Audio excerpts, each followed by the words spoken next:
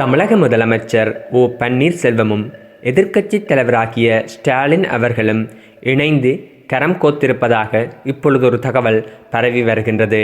இதற்கான காரணமாக கூறப்பட்டு வருவது என்னவென்று பார்த்தீர்கள் என்றால், எதிர்க்கட்சித் தலைவராகிய ஸ்டாலின் அவர்கள் சமீபத்தில் சட்டசபையில் தமிழக முதலமைச்சர் ஓ பன்னீர்செல்வம் அவரை புகழ்ந்து பேசியதும் மற்றும் காவல்துறையினர்கள் மீனவர்கள் மீதும் மாணவர்கள் மீதும் மேற்கொண்ட தடியடியை பற்றி எந்தவித குற்றச்சாட்டுக்களையும் மேற்கொள்ளாமல் புகழ்ந்து பேசியதும் மற்றும் குடியரசு தினத்தன்று எதிர்க்கட்சித் தலைவராக தானே வந்து பங்கேற்றியதும் என்று பல மாற்றங்கள் இப்பொழுது இருவருக்கும் இடையில் நட்பு பாராட்டி வருவதாக சந்தேகத்தை ஏற்படுத்தி இருக்கின்றது.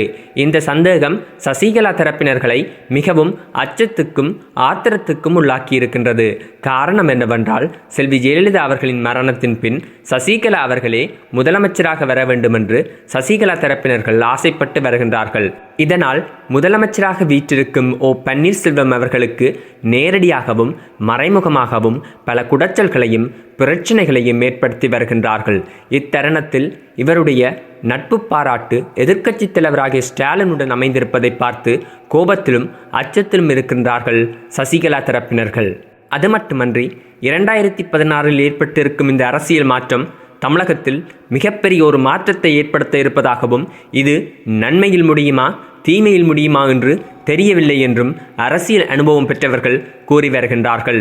இதுபோன்ற அரசியல் செய்திகள், சினிமா செய்திகள், சூடான சுவாரஸ்யமான செய்திகள் என்று அனைத்தையும் ஒரே இடத்தில் பார்த்தும் கேட்டும் தெரிந்து மகள எங்கள் சேனலை சப்ஸ்கிரைப் செய்யவும். நன்றி, வணக்கம்.